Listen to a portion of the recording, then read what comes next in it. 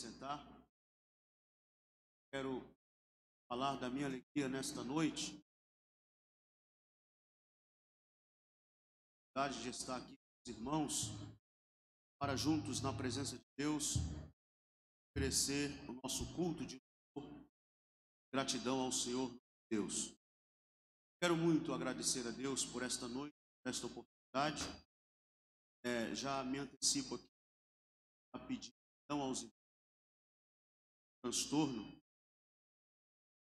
Estava em Brasília, estávamos, eu, e ontem à noite lá no Congresso da Almadeb, e hoje sairíamos às 8h55 da manhã para São Paulo, e aí depois pegava o outro para Belo Horizonte para chegar aqui.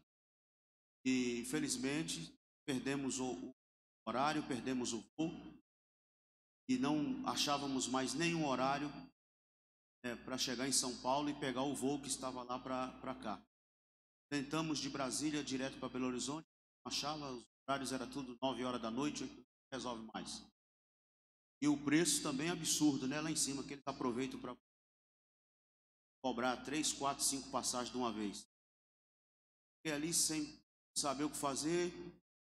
Aí liguei para o pastor Gideão, expliquei para ele, fez a possibilidade de me trocar para amanhã. Aí, como? Porque já está programado com outro pregador e uma situação inviável. Mas aí, conversa vai, conversa vem, discute aqui, discute ali. Vamos apelar para o Uber. Aí o pastor Gideão falou: não, pede o Uber para te trazer até João Pinheiro, e eu peço o irmão que vai lá te buscar. Nós fizemos. Nos trouxe até João Pinheiro. Qual é o nome dele mesmo? O presbítero Edson foi lá, Pinheiro, buscar a gente. Mas ele veio sentando o pé com fome. Minha esposa vinha ali, medo. Eu estava com muito medo, mas eu dormi também. Estava com sono, com fome, uma fome, dor de cabeça. Aí paramos em Três Maria ali para comer um lanchinho rápido. Mas chegamos aqui apertado. Mas eu agradeço a Deus por ter chegado. Ia orando aqui agora na minha chegada, eu me lembrei daquele texto que diz, né? Tudo coopera para o bem. Eu não sei o que aconteceu, não sei se Deus nos livrou nos deu um livramento, nos livrou de alguma coisa, não sei. Não sei qual foi o propósito disso, não sei. Só sei que eu estou aqui e quero agradecer a Deus por isso. Então, minha gratidão, pastor Zacarias, obrigado pelo carinho, pela recepção e pelas palavras de boas-vindas. Eu tenho uma gratidão com o senhor, o ministério aqui em Copelo. Nunca vou me esquecer desse trabalho que vocês tiveram para comigo no período que eu estive ali em Divinópolis, cuidado dos irmãos. Eu tenho essa dívida de gratidão que vou levar para a eternidade. Só a eternidade pode recompensar. Deus abençoe todo o ministério aqui em Copelo, meu amigo Gideão. Obrigado pelo convite. Está sempre se falando, apesar da distância. Mas agradeço pela sua amizade, pelo seu companheirismo e por me dar a honra de estar aqui participando desse trabalho. Queridos, o pastor Gideão falou para mim que agora é uma palestra, um estudo bíblico. Eu vou gastar aqui uns 40 minutos, mais ou menos, aqui. Depois uma mensagem, um pouco assim mais estilo nosso, né? Assembleano, pentecostal. Eu sou pentecostal, vocês são ou não? Eu sou. Então eu quero convidar você que trouxe a sua Bíblia. Abra comigo aí a sua Bíblia. No livro de Daniel.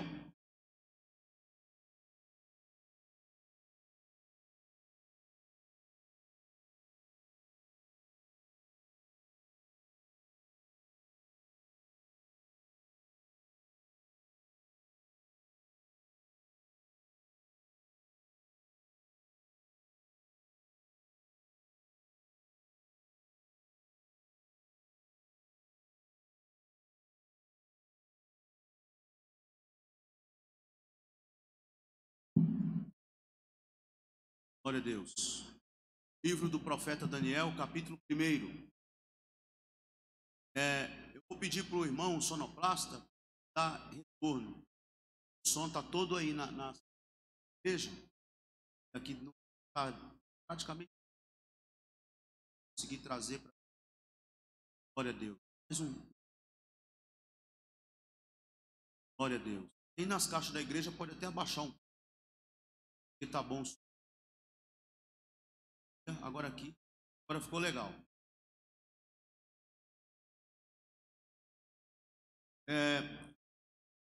Eu quero ler com os irmãos, para nós meditarmos aqui. Daniel, há um número expressivo aqui de jovens. Eu quero falar com vocês, jovens. Só o pastor Zacarias disse amém. É jovem, ele falou que está velho, mas não é velho. O pastor é jovem. Quero ler Daniel, capítulo 1, versículo 1.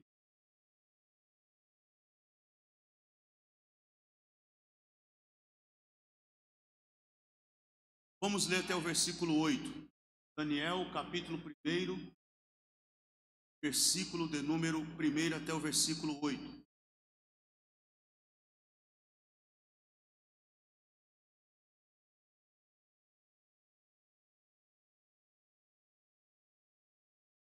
Todos que encontraram o texto, digam amém. Está aqui também. Pode ler aqui em cima. Diz assim o texto.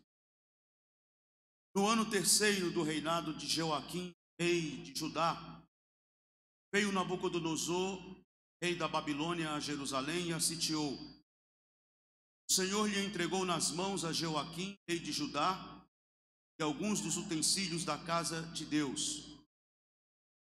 A estes levou-os para a terra de Sinar, para a casa do seu Deus, os pôs na casa do tesouro do seu Deus. Disse o rei a Aspenaz, chefe dos seus eunucos, trouxesse alguns dos filhos de Israel, tanto da linhagem real como dos nobres, jovens sem nenhum defeito, de boa aparência, instruídos em toda sabedoria, doutos em ciência, versados no conhecimento, que fossem competentes para assistirem no palácio do rei e lhes ensinasse a cultura e a língua dos caldeus. Determinou-lhes o rei a ração diária das finas iguarias da mesa real, vinho que ele bebia, e assim fossem mantidos por 3 anos, ao cabo dos quais assistiriam diante do rei. E eles se achavam dos filhos de Judá, Daniel, Ananias, Misael e Azarias. O chefe dos eunucos lhes pôs outros nomes, a saber, a Daniel, Beltesazar, a Ananias, Sadraque, a Misael, a de Mesaque e a Azarias de Abednego. Versículo 8. Resolveu Daniel firmemente não contaminar-se com as finas iguarias do rei, nem com o vinho que ele bebia. Então pediu ao chefe dos eunucos que ele permitisse não contaminar-se. Amém.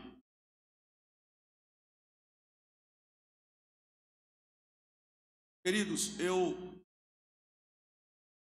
sempre que, às vezes, quando estou participando de atividades de jovens, às vezes não necessariamente uma festividade, mas até mesmo com jovens, e acolá eu me deparo com situações de apresentação de jograis. Sabe quando faz ali uma apresentação de um jogral? Apresentações de jograis, apresentação teatrais. Eu confesso a vocês, não me levem a mal, sintam os constrangidos, mas muitas vezes quando eu me deparo com essas apresentações de teatro, jogral, eu fico murmurando. Não se escandalize, mas eu fico murmurando, porque eu fico me perguntando assim, o que isso significa? Jogral sem pé nem cabeça, umas peças assim, que eu fico pensando comigo, isso aí é só para roubar o meu tempo de pregar. Fica fazendo essa apresentação, toma o tempo, aí depois sobra um tempinho bem curto para eu pregar. Mas, no meio de várias apresentações de jograis, em meio a tantas apresentações de teatros que eu já presenciei, na igreja, e acredito que vocês também já. Aconteceu uma situação em que eu estava pregando no estado do Maranhão e jovens daquela igreja onde eu estava pregando foram apresentar um jogral. E isso foi no ano de 2014. E quando aqueles jovens começaram a apresentar aquele jogral, eu senti um baque. Sabe, um impacto assim, um soco dentro do peito? Eu senti um soco dentro do meu peito com a apresentação daquele jogral.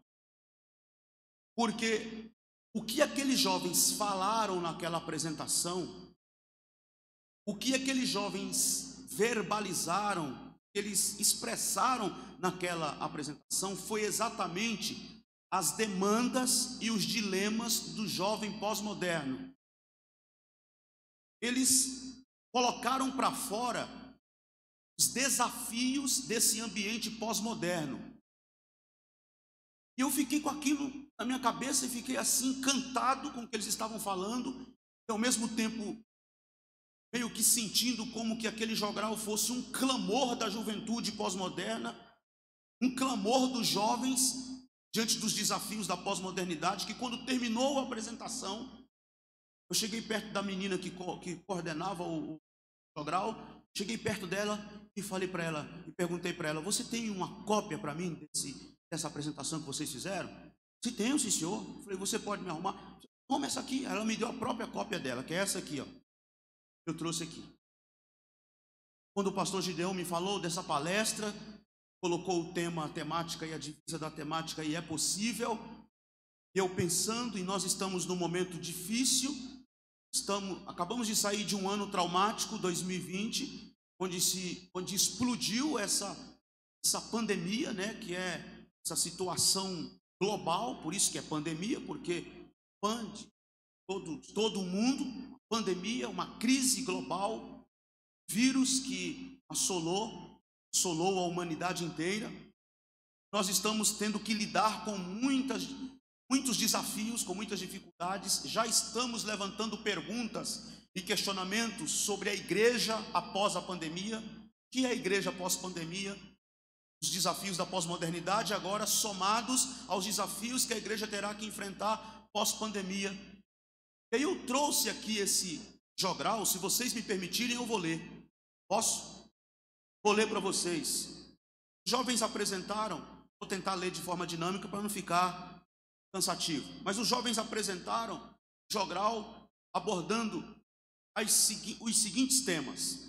Eles começaram assim: é possível ser um jovem cristão no contexto contemporâneo? É possível ser um jovem cristão nesse contexto da pós-modernidade? Essa é uma pergunta que reflete o grande desafio de ser um cristão atuante em um mundo que anda na contramão dos verdadeiros valores do cristianismo. À luz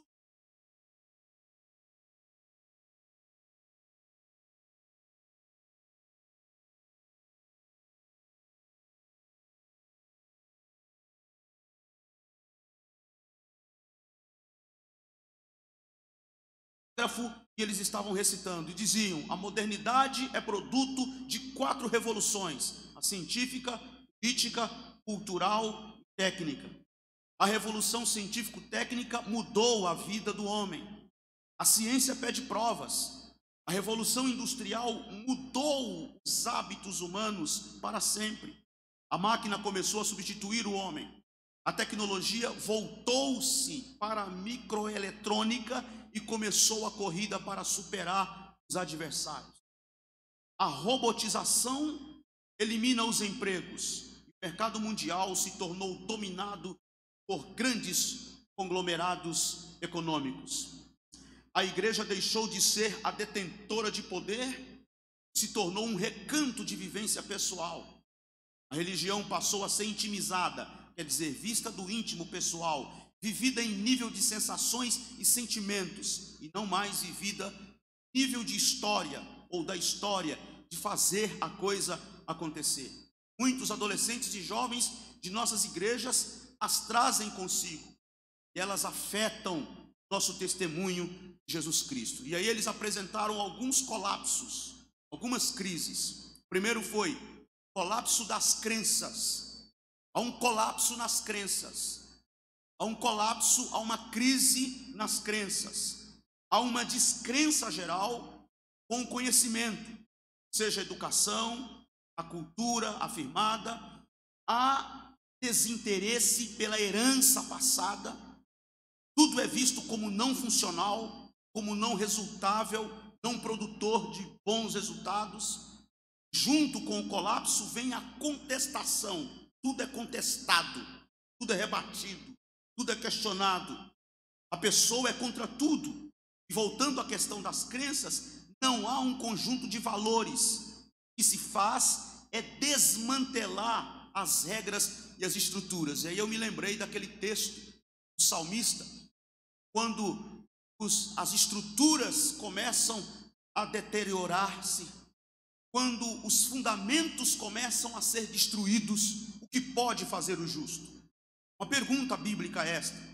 E ainda falando da colapso das crenças, da crise das crenças, aqueles jovens pontuaram a seguinte questão: a descrença nas instituições. Há uma descrença nas instituições por parte da juventude pós-moderna.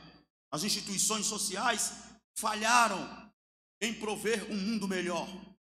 Os governos, a família, a escola, todos falharam.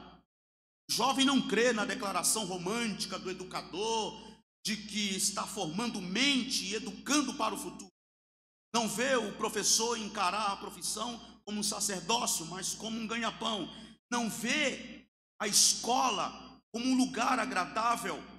Nem crê no discurso de que estudando a pessoa pode ter oportunidades. Há milhares com diploma na mão e subempregados. Também não crê nas igrejas, porque os escândalos são muitos. A igreja deste milênio não produz homens e mulheres santos, mas pessoas preocupadas com dinheiro. Para o pós-moderno, os governos não são honestos, nem a classe política é íntegra. A família é um inferno na vida doméstica cotidiana. E isso é comprovado na legião de meninos e meninas de rua que fogem de casa e preferem um estilo de mendicância, porque eles vêem muitas vezes o estilo de vida de mendicância uma melhor maneira de viver, mais do que aquela vida infernal que muitas vezes tem que tolerar em casa, de um pai alcoólatra, de uma mãe infiltrada nas drogas e na prostituição. A autoridade não é bem vista, é sinônimo de opressão. As pessoas desejam ser livres, cada um vive como quer. As pessoas são donas de suas vidas, sem convenções, sem compromissos, sem autoridade. Um problema é que as igrejas evangélicas são hoje mais instituição do que comunhão. Dá mais valor ao aspecto institucional, à ordem e à lei, do que à vida. Os regulamentos muitas vezes falam mais alto do que a celebração da vida. E eles pontuaram ainda uma outra crise, um outro colapso: a necessidade de escandalizar. É uma forma de agredir e ao mesmo tempo de se defender. Escandalizam com a conduta, com a recusa às regras, na indumentária, no visual. A maneira de vestir mostra desleixo e até muitas vezes falta de asseio. Gasta-se muito para se comprar uma roupa rasgada. Andar rasgado é andar na moda. Vestir-se como mendigo é estar na moda. Pós-moderno rejeita padrões. É gente, olha o que eles falaram, até ri na hora. É gente que não se veste, apenas se cobre.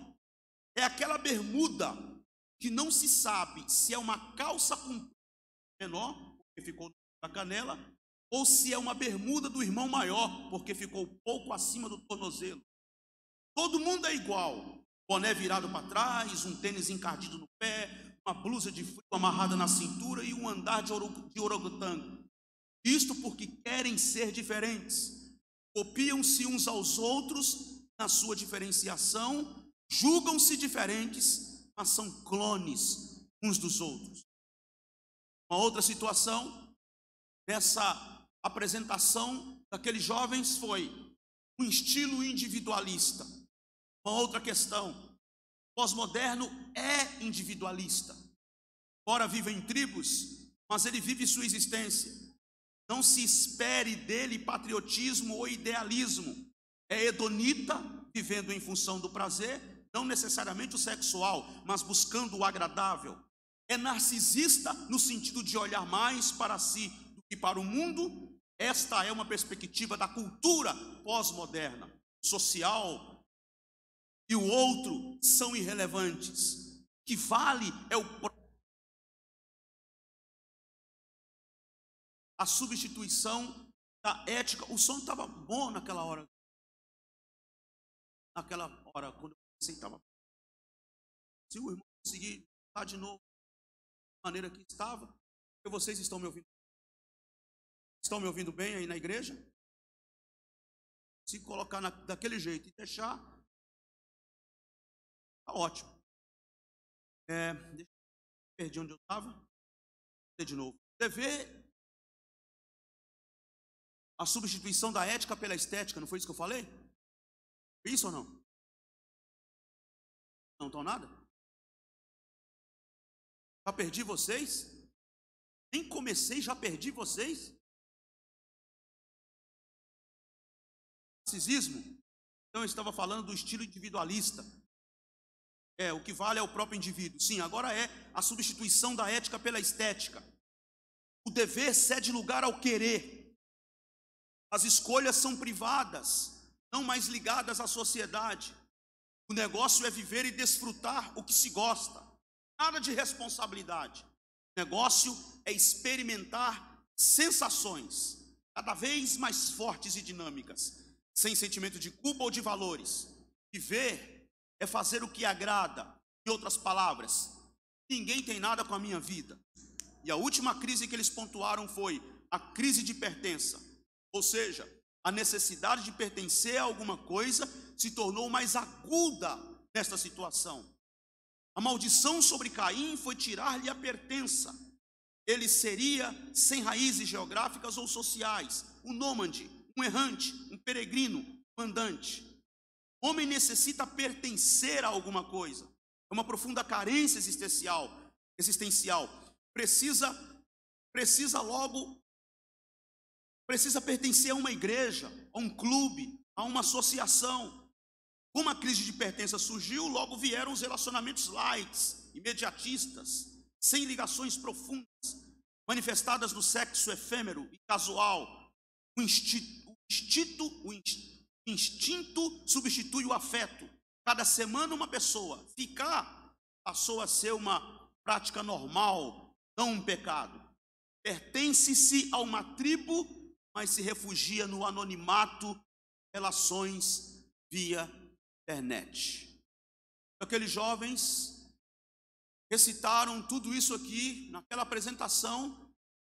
Eu, com o coração sinceramente acelerado, pensei comigo: os jovens pós-modernos, especialmente a juventude pós-moderna cristã. Porque talvez entre os não cristãos, tudo isso que foi mencionado aqui no jogral daqueles jovens, que eu nem sei de quem é a autoria disso aqui, não sei nem quem foi que escreveu, foi que redigiu esse texto para eles recitarem lá. Mas talvez na cabeça dos jovens não cristãos, tudo isso aqui faça sim sentido. E é exatamente esse o estilo de vida que lhes interessa. Mas eu pensei que eu poderia passar isso aqui para frente, e estou comunicando isso com vocês aqui hoje à noite, porque eu penso que há sim um clamor da juventude cristã, a juventude cristã pós-moderna. E por isso eu li aqui o texto de Daniel, capítulo de número 1, versículo 1 ao versículo de número 8. Eu não vou entrar aqui na história, nos detalhes, vocês conhecem muito bem essa história. Possivelmente muitos de vocês conhecem até melhor do que eu todo o contexto de Daniel capítulo 1, quando Nabucodonosor invadiu Judá, levou uma multidão de jovens. É bom que isso aqui seja bem frisado, é bom que isso aqui seja bem destacado. Nabucodonosor invadiu Judá, e ele levou, não foi só Daniel, Ananias, Misael e Azarias, que de tanta gente pregar sobre Daniel, Ananias, Misael e Azarias, muitas vezes fica na nossa cabeça que parece que foi só os 4 que foram levados, mas não. O texto deixa isso claro para nós. Versículo de número 3: disse o rei Aspenaz, chefe dos seus eunucos, que trouxesse alguns dos filhos de Israel, tanto da linhagem real como dos nobres.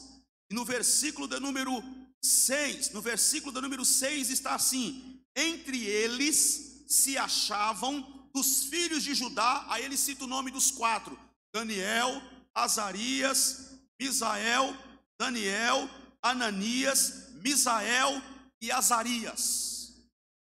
Então foi uma multidão de jovens de Judá levados para a Babilônia. Mas dentre aqueles jovens, 4 ganharam destaque. E por que foi que esses 4 ganharam destaque?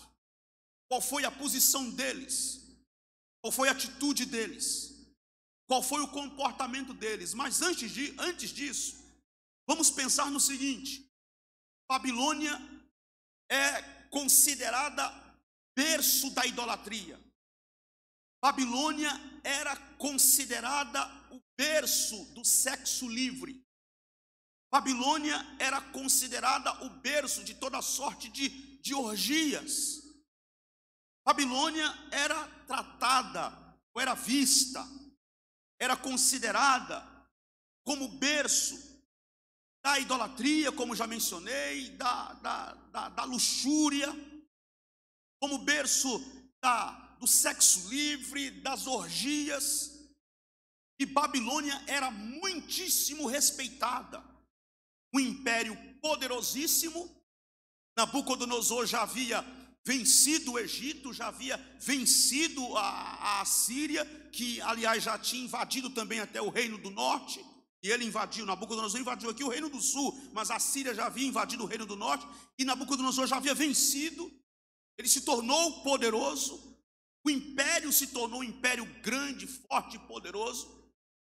E Babilônia pode sim, e se encaixa perfeitamente com o retrato e com o modelo de mundo que nós temos hoje nesse ambiente da pós-modernidade. Na verdade, Babilônia é o desenho, é o retrato daquilo que a Bíblia chama de mundo, e que a Bíblia, ao chamar de mundo, nos ordena, nos adverte.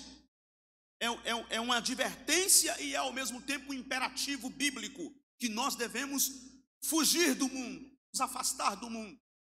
Quando, por exemplo, Paulo escreve a carta aos Romanos, capítulo 12, versículo 1 e 2: rogo-vos, pois, irmãos, pelas misericórdias de Deus, que apresenteis os vossos corpos em sacrifício vivo, santo e agradável a Deus, que é o vosso culto racional.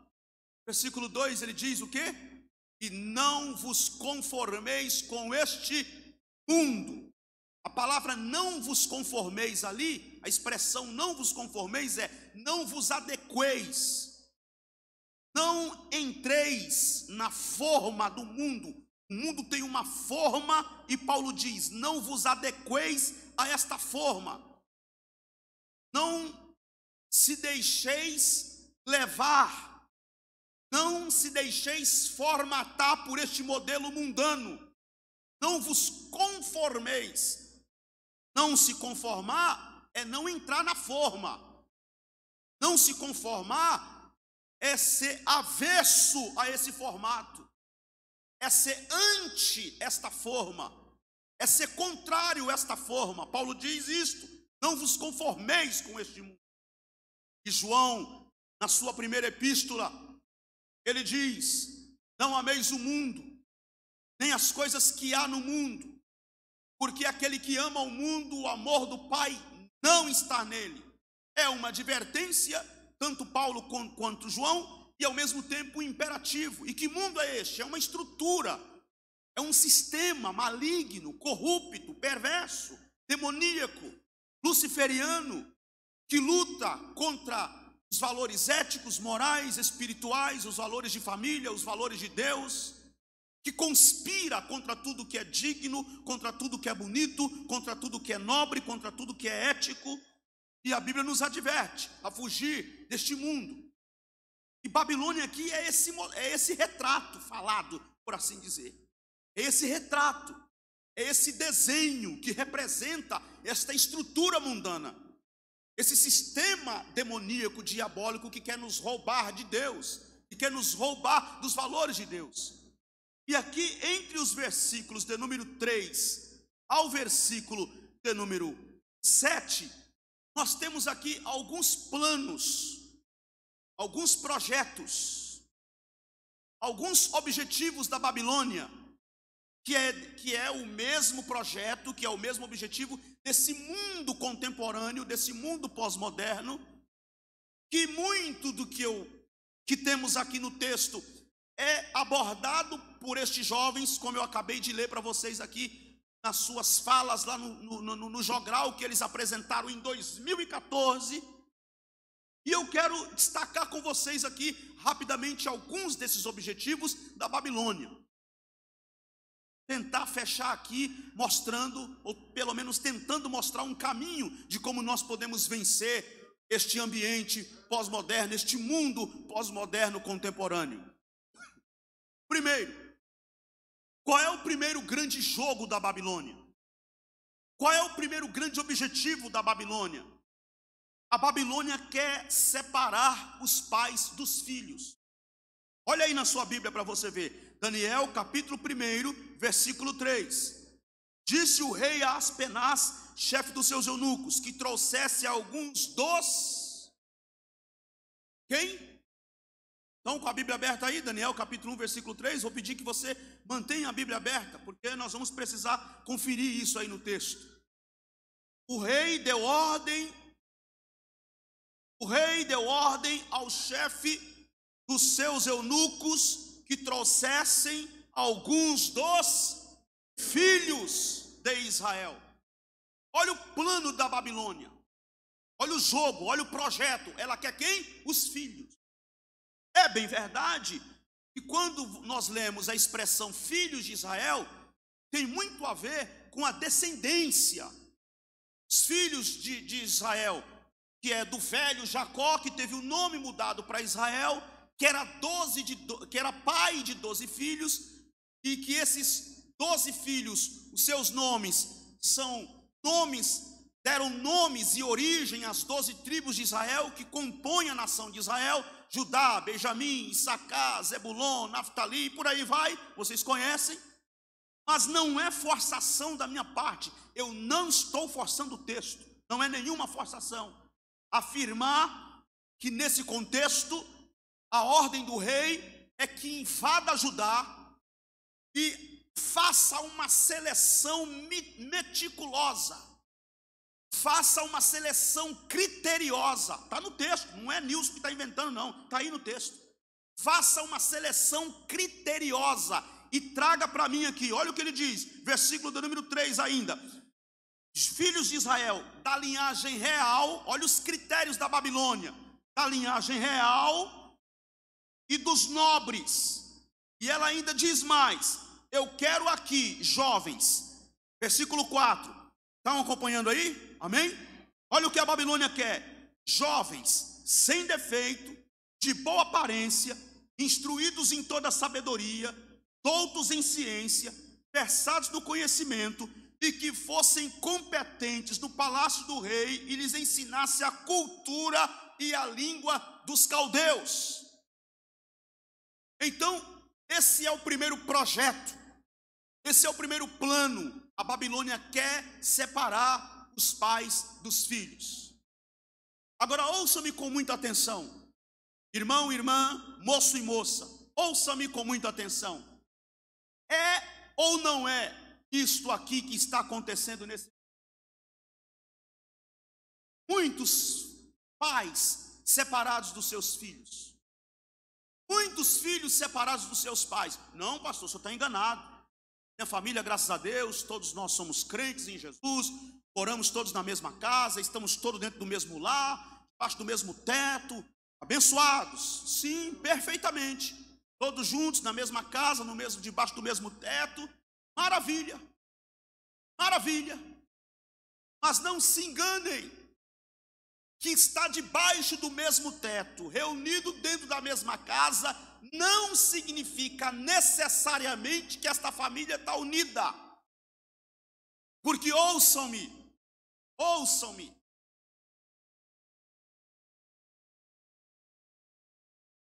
Eu fazia uma leitura, e essa leitura, eu digo fazia porque essa leitura já está ultrapassada. A leitura que eu fazia era a seguinte: as famílias não se reúnem mais nem na hora das refeições, que ao meu ver, refeição é um culto. Refeição é um culto. Refeição é um momento sagrado, seja o almoço, seja a janta, a hora que a família cerca a mesa, é sagrado. Mas as famílias não estão unidas mais nem na hora do almoço ou da janta, na hora das refeições. Por quê? Essa leitura que eu fazia, que já está ultrapassada, eu vou dizer para vocês por que está ultrapassada. Porque o filho pega o prato, vai para o quarto, prato numa mão, controle de jogo, do PlayStation, do jogo na outra mão. A filha pega o prato, vai para o outro quarto, prato numa mão e a outra mão segurando o mouse do computador. O marido pega o prato, vai para a sala, prato na mão e o olho na televisão, assistindo o jogo, filme, sei lá o quê. A esposa pega o prato, vai para outro quarto, liga a outra televisão para assistir, sei lá, fazer lá mais o quê. Por que está ultrapassada essa minha leitura? Porque não existe mais isso.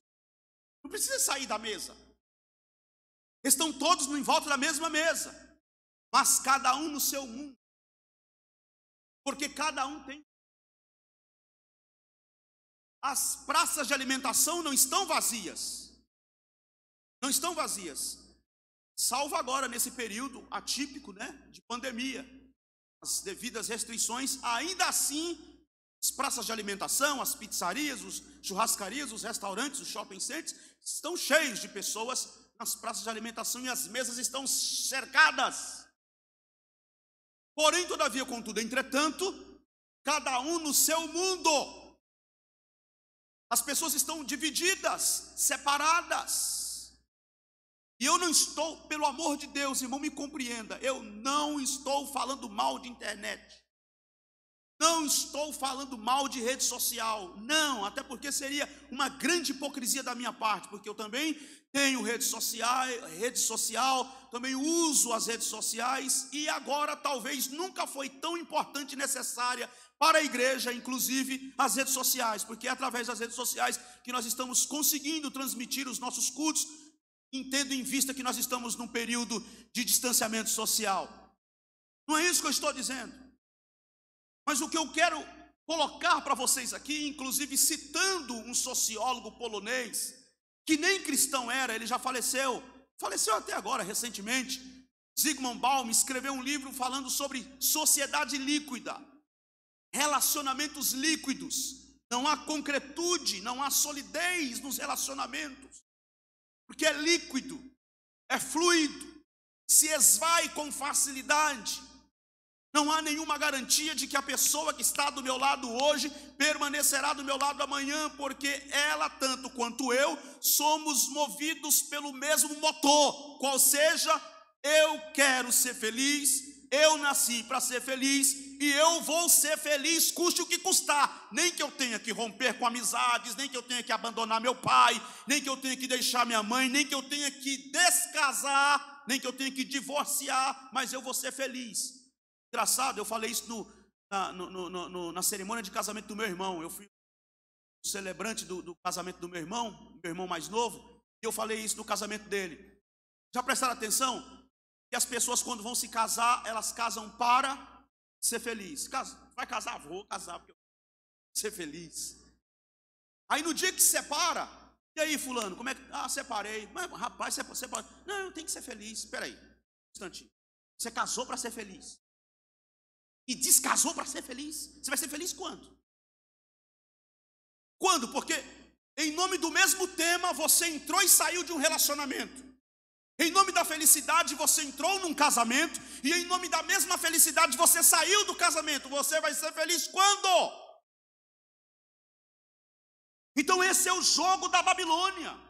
Esse é o projeto desse ambiente mundano pós-moderno. Ele quer destruir relacionamentos, distanciar pais de filhos, separar os filhos dos pais. Mas eu quero, no nome do Senhor Jesus Cristo, dizer aqui hoje à noite: nós estamos diante de Deus, debaixo das potentes mãos do nosso Deus, que nos ouve, que nos guarda, e que nós podemos sim ser orientados pela sua palavra e dizer: Deus tem misericórdia de nós e nos ajuda nos nossos relacionamentos íntimos e pessoais. Segundo, o que a Babilônia quer em segundo lugar? A Babilônia quer o melhor. E aqui eu tenho boas e más notícias. Qual a notícia vocês querem primeiro?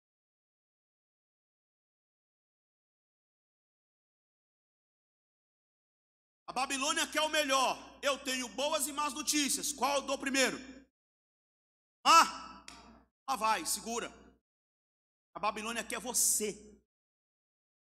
Você é o alvo deste mundo pós-moderno. É você. A Babilônia quer investir em você. A Babilônia aposta todas as fichas em você. Ela mandou levar quem? Os jovens. De onde? De preferência, linhagem real, dos nobres. Entre eles estava quem? Daniel, Azarias, Misael e Ananias. Ela quer você. Não, pastor, eu sou filho da dirigente do ciclo de oração. Pois é você mesmo. Não, pastor, meu pai é presbítero que ajudou a construir essa igreja. Pois é você mesmo. Eu sou filho do maior profeta dessa igreja. A minha mãe ora todo dia. Pois é você mesmo. A Babilônia está de olho em você. Não fique pensando que a Babilônia quer levar a menina que está lá na prostituição, o rapaz que está lá no crack. Não, não, não. Esses aí é missão nossa resgatá-los. Porque para a Babilônia já estão ganhos, já estão vencidos. Agora eu e você temos a missão de resgatá-los. A Babilônia não está nem aí para eles. Não, já são meus. Já consegui tudo o que queria com eles. Ele quer você, moça bonita. Ele quer você, moço bonito. Ela quer você, moça inteligente. O mundo quer você, moço inteligente. Você capaz, cheio de Deus, cheio de habilidades, vocacionado, vocacionada, inteligente, capaz. É ela que é você que a Babilônia quer. Mas aí eu tenho uma boa notícia. Qual é a boa notícia?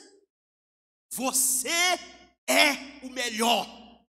Você é da linhagem real. Você é da linhagem dos nobres.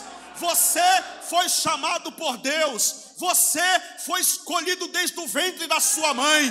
Você foi separado por Deus. Você foi vocacionado por Deus. E queira a Babilônia ou não queira, Deus vai te usar sim, mas vai te usar para a glória do seu nome.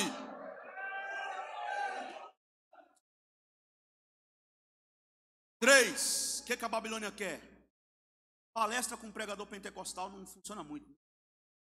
A gente vai palestrando, daqui a pouco está pregando. É que eu já estou esquentando que o pastor Gideão vai pregar de novo. Três, vocês deviam rir pelo menos, senão fica sem graça. Ah, é a máscara, né? Tá.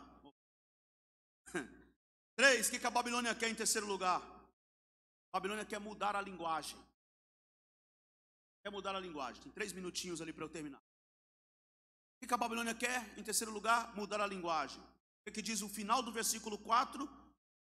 Jovens, doutos em ciência, versados no conhecimento e que fossem competentes para assistirem no palácio do rei e lhes ensinasse a cultura e a língua dos caldeus. Eles iam sofrer uma espécie de uma lavagem cerebral. Eles iriam entrar pensando como judeus e iriam sair pensando como caldeus. O projeto da Babilônia é: eles vão chegar aqui, eles vão Eles vão, ganhei mais 10. Eles vão chegar aqui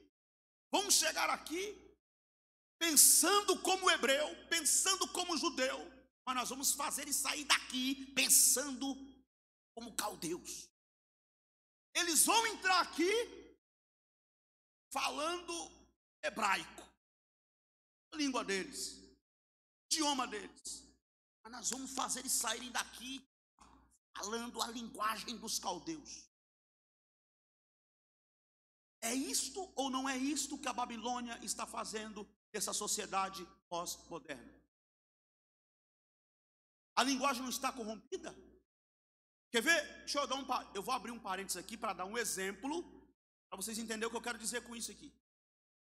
De novo, vou usar o exemplo da internet. Vocês já prestaram atenção? E a internet tem uma linguagem. A internet tem uma linguagem que é diferente da nossa linguagem. Nossa linguagem.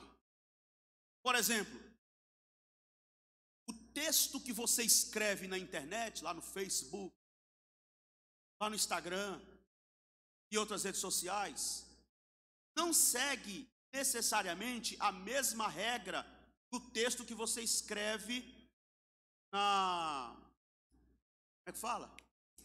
Quando você vai fazer uma prova lá, uma redação. Não é o mesmo. Você vai escrever lá na internet. Você não é você. Vai mandar uma mensagem no WhatsApp. Você está aí? Não é você. É C. E se não colocar C? C está aí? Porque não é porque, é PQ. Qualquer não é qualquer, é que. Me ajuda aí. Não disfarça não que vocês sabem. Fala mais exemplo aí. Hein? Pode deixar. É o PD. Pode deixar. Essa é nova para mim. Pode deixar. Tem um negócio que é só que não. Só que não. O que é só que não? O que é só que não? Só que não. Sim. Qual é? E tem mais. Tem mais. Isso quando não usa emoji. Escreve a frase todinha só com figurinha. Como é que eu vou adivinhar? Isso é código. Aquele monte de código. Eu não consigo entender isso aqui. É uma linguagem. É uma linguagem. Quer ver outro exemplo que eu vou dar agora fora da internet? Quando eu tinha 10 anos, tinha 10, 11 anos, brincando com meus irmãos, nós fomos criados lá no cantão da cidade de Guarulhos, um lugar de muito mato e muita terra, e aí a gente brincava de polícia ladrão, e na terra o dia inteiro, cavava buraco no chão, e a gente saía, pegava a mangueira velha, cortava a mangueira e emendava uma ponta na outra, ela ficava redonda, fazia aquele arco, aquele círculo redondo, e a gente saía no meio do quintal que nem bobo, dizendo que estava dirigindo o caminhão. Aí simulava um capotamento, caía para lá e tal. Aí o outro dizia assim: calma aí, amigo, eu vou te salvar. Aí jogava um pedaço de corda, um pedaço de pau. Segura aí, meu amigo, eu estou te salvando, eu vou te salvar. Na minha cabeça e na cabeça dos adolescentes, das crianças, quando a gente tinha 10, 11 anos, salvar era o amigo que salva o outro lá no capotamento do acidente do carro. É o policial que salva a vítima do bandido, é o médico que salva uma vida lá na mesa de operações. Isso era salvar para nós. Chama os meninos de 10 anos hoje e pergunta para ele, fala de salvar para ele. É Ctrl+C, Ctrl+V que você aperta para salvar. E aí colar, salvar documento, tecla lá que você aperta, salva. É o memory card. Salva para mim, é o memory card para salvar lá o jogo, que é a fase que ele venceu do jogo. Isso é salvar. A nossa garotada hoje de 10, 11 anos. Olha lá se eu não estou já atrasado, tá? Olha lá se eu já não estou falando aqui e o menino está olhando para mim. Está para trás. Porque a linguagem é outra. É outra. E eu estou só dando exemplos. Eu estou usando demandas corriqueiras do nosso tempo, como a internet e como a brincadeira das crianças de hoje em dia, para mostrar para vocês. E aí não estou dizendo que está errado você escrever VC lá na internet, só não vai fazer isso lá na redação, senão você vai ser reprovado. Mas não estou dizendo que está errado você usar essa linguagem cibernética, não estou dizendo que está errado a linguagem das crianças de hoje com relação às suas brincadeiras com os jogos eletrônicos, não é isso que estou dizendo, mas eu quero apenas usar como exemplo para te dizer o seguinte: há um jogo sutil do diabo, há um jogo sutil de Satanás, deste mundo caído e perverso, para corromper a linguagem, para mudar a linguagem. Qual é o projeto da Babilônia? Ela quer mudar a linguagem, ela quer fazer uma lavagem cerebral, e é isso que nós estamos vendo e ouvindo nesses dias atuais, inclusive por intermédio da política. Vocês estão vendo como é que está o cenário político? Não se enganem, não se iludam. Os políticos, ou seja, os partidos políticos, tanto faz, viu? Não vem com essa historinha para cá não, porque tanto faz, tanto esquerda como de direita. Os partidos políticos, tanto de esquerda quanto de direita, eles querem simplesmente usar vocês. Eles querem simplesmente usar as nossas mentes. É por isso que há esta afinidade e esse grande interesse e esse conluio político e religioso nos dias de hoje, que isso começou lá com Constantino no século V, e agora, depois de mais de 1500 anos, nós estamos vendo a cena se repetir outra vez, e esse conluio da política com a religião é nada mais nada menos do que um acordo, um conluio, uma parceria, porque eles veem nas mentes um forte potencial para usar e instrumentalizar, e muita gente está se deixando levar por isto. E eu repito mais uma vez: não se enganem, não se iludam, porque os partidos políticos, tanto faz ser de esquerda como ser de direita, eles querem nos usar, eles querem instrumentalizar as nossas mentes. Mas eu fico com a palavra do apóstolo São Paulo: não vos conformeis com este mundo, mas transformai-vos pela renovação da vossa mente, para que experimenteis qual seja a boa, agradável e perfeita vontade de Deus. Louvado seja o nome do Senhor.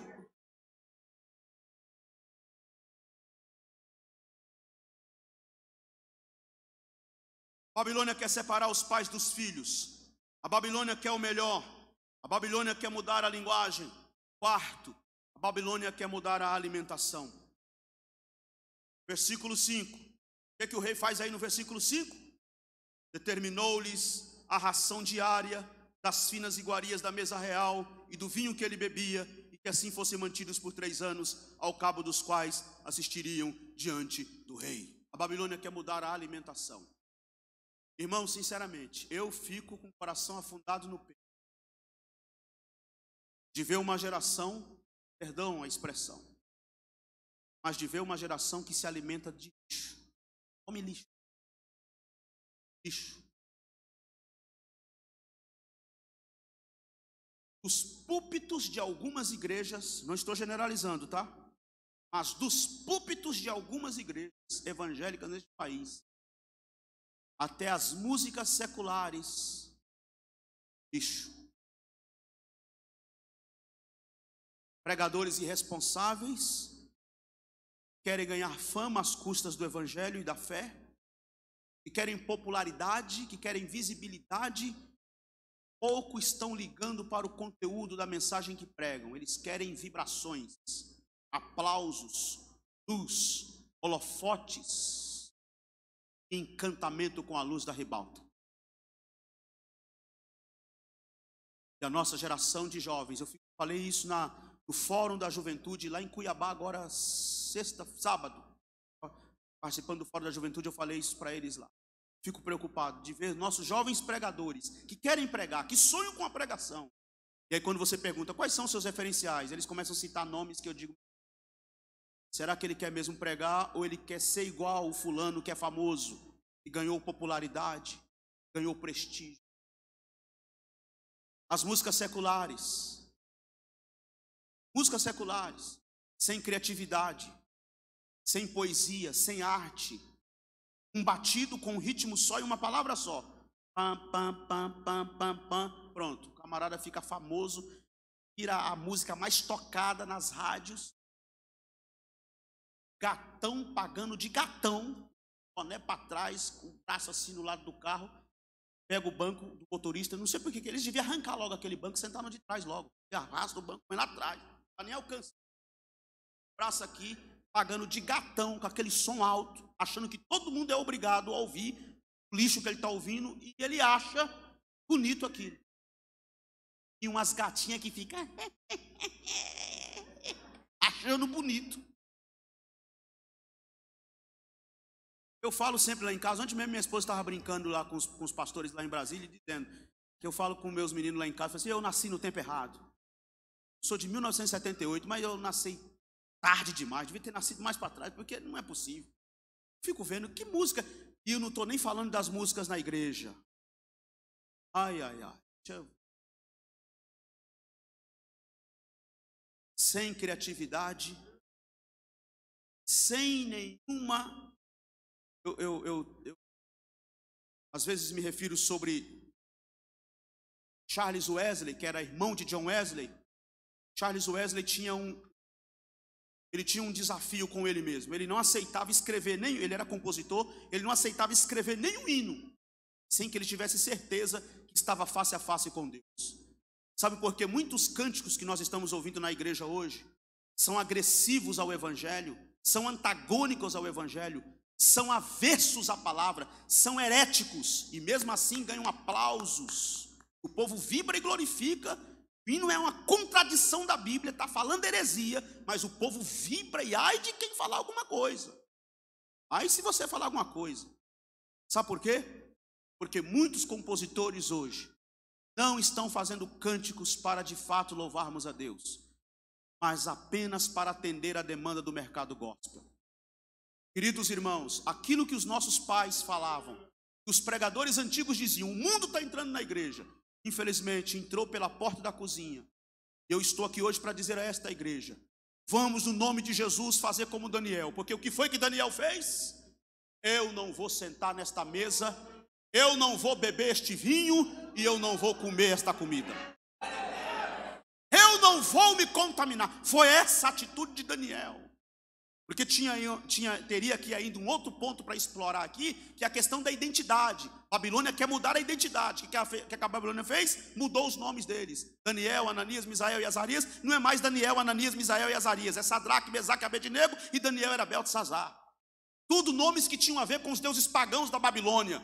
Daniel diz, vocês podem mudar nossos nomes, vocês podem nos tirar da nossa terra, vocês podem tentar mudar a nossa cultura, vocês podem tentar mudar a nossa alimentação, mas eu não vou me dobrar, eu não vou me contaminar, eu não vou ceder. E Deus está convocando homens e mulheres, moças e rapazes, nesses últimos dias, que aceitem esse desafio. Que Deus nos ajude em nome de Jesus.